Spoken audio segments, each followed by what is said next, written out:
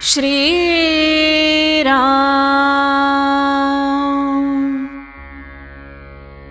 नामाने सद्बुद्धी उत्पन्न होते.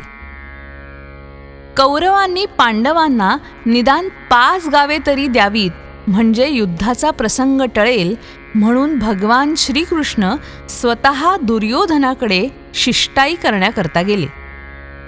त्यावेळी दुर्योधनाने सांगितलं की देवा, तू म्हणतोस ते सगळं काही बरोबर आहे.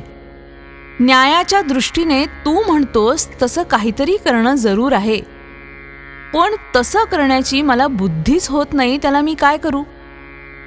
तू सर्व सत्ताधीश आहेस, तर मग माझी बुद्धीच पालट, म्हणजे सगळे प्रश्न एकदम मिटतील.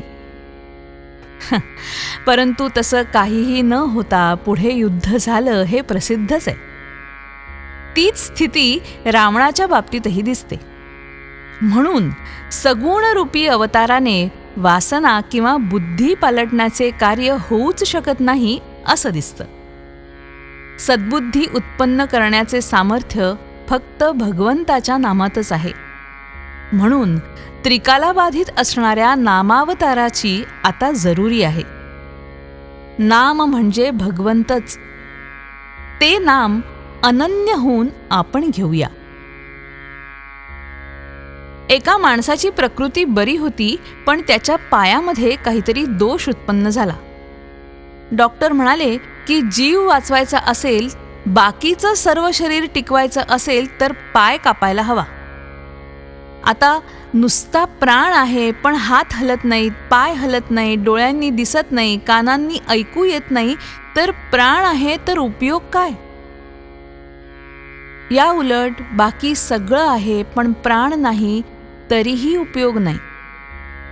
प्राण आहे पण बाकीच्या गोष्टींपैकी एखादी नसली तर चालू शकेल. समजा कानाने ऐकू येत नाही, नाही तर नाही, कुठे बिघडलं? उपासना, अनुसंधान हे प्राणासारखे समजावे.